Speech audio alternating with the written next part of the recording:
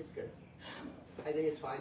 But what are you using it for? Well, I was just thinking if you do get black eyes, we make You could do a salve of some sort as well. You could do also like a little Epsom salt scrub around here. You could do a hot pack. You could do tea bags. A lot of different stuff for that, just to subside for sure. You could do just like nice like lymphatic drainage afterwards.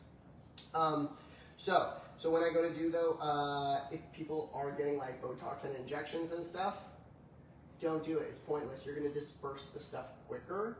So there's no point. It's one or another. So when I go to do a non-surgical facelift, I'm going to begin, my hands are clean and nice and warm. I like to use either structured moringa oil or I'm going to use C60 today because it's nice like MCT oil with carbon 60, so it's going to really help structure the skin on her face.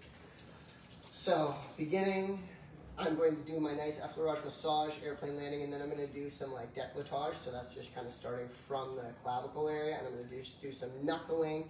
And when I do it, you can land pushing down, totally fine, but I'm not forcing a lot down. My focus is pulling up, always stimulating up because it is that face lift. So coming in, land around.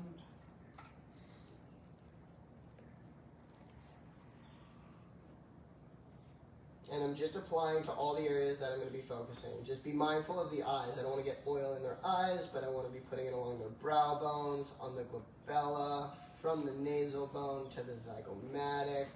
And then I'm going to start to like massage out the TMJ because that temporal mandibular joint is sore. And remember, it's everything we've said and everything we felt like we couldn't say, and you pissed me off so much, and all that anger and emotion gets stored within here. So it does lock up a lot of tension that we want to release. So I'm just using my knuckles, I'm stripping along her mandible, putting good pressure on the nasal and sinus bones out, getting them accustomed to pressure, because as I get my elbow in there, you're going to feel the crystallization, you're going to feel the scar tissue build up from all that mucus congestion, from all the carbs and sugar that we eat, and then we're going to get that crystallization build up along the nasal bone, and it's like thick bands and strands in here, and I'm going to be lovingly grinding those bands down. Put good tension, just relieving that stress. So every single time I go to begin, like I said, I like to do this on a hydraulic table or on a massage table. But like I teach everything on the ground because that's where our leverage is at over top. So you're gonna watch me flipping back and forth a lot.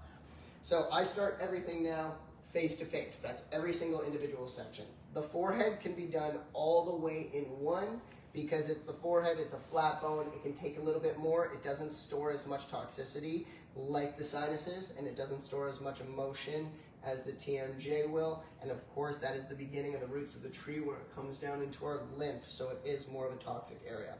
So I'm going to flip myself around. I want to always think about what elbow am I using, my right elbow, so I'm going to be sitting here every single time. If you were using your left, it would just be opposite. So flip myself around. I have a towel across my lap for separation. I'm just going to lift and shift. We're going to begin at the top of the helix above the ear. We're going to work lightly over to the temple, and then I'm going to start carving that brow bone. I'm going to use my finger for this direction, and then I'm going to use my elbow for the other direction, if that makes sense for everybody. So lightly working, just to show, because my guide hand, once I place my elbow here in my guide hand, you won't see the areas that I'm focusing. So corner of the brow bone, and this is where you're going to really need to pinpoint with your guide hand because you can fall off and bang their eye, and that does not feel good. I need to have complete control, and that's the pinpoint and scaling technique. There is no plowing and windshield, like minimal windshield wiper, but it's pinpoint and scaling, mostly going by your confidence. After I carve along that brow bone, I center the head. We're going to touch on the lacrimal bone here, the glabella, and the lacrimal bone on the other side. That's the beginning of the sinus clearance, and that's going to also help open up that pituitary gland. That's where our dopamine, oxytocin, serotonin, and endorphins is kind of really created. That gets calcified for a lot of people, so we don't create our nice daily loving hormones that kind of keep me at bay, and so that's why most of us live in that hack state, releasing histamine, adrenaline, and cortisol. So tilt a little bit more, carving from that glabella all the way up into the forehead. This is where I'm going to be shifting face to face and face to side because I want to be opening up kind of like these little suture lines where her wrinkle indentations are, because I want to pull those fibers apart before I even pull up to stimulate that skin. So after I work that second brow bone into the forehead all the way to the hairline, I'm going to shift lightly over the temple, finishing at the top of the helix. I'm going to do that all from face to face, pulling everything down first. That section would be done pulling down. I'm going to flip myself around and I'm going to use my actual elbow and hand here, and we're going to be pulling everything up for the lift, working back across. Easy peasy? Not too bad? Okay, so I flip myself back around. I like to be on my knees. I place my knees right here because then I have kind of control of her head. You can shift back and place it back where you began, or you can just start where you finished off. There's no right or wrong with it. So, placing that guide hand, mid-extension with the elbow. You don't want too much flexion because remember, that's a lot of points at the beginning. I want to build up pressure. I want to see how their body's reacting because I always want to hold them in slight discomfort, but never agony. I need them to kind of be able to just breathe through the tension that they're feeling, and you're going to feel it's not like when we're in the low back working around the SI joints, or when you're coming into a knee and you're in the top of the quad.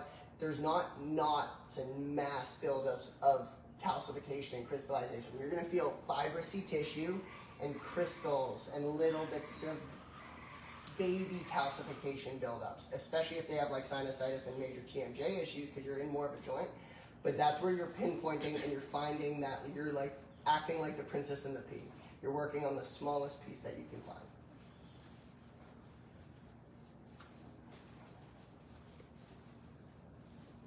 So like right off the bat, and this is just like, because remember our skull is comprised of 8 bones and they're connected by suture lines. And so right off the bat, like what do you feel, Marie? Like do you feel all that? And what does it feel like to you? It's not like a scar tissue in your low back where I'm coming against a mass. It kind of feels like Just dirt, like grizzle, yeah, sand. Yeah.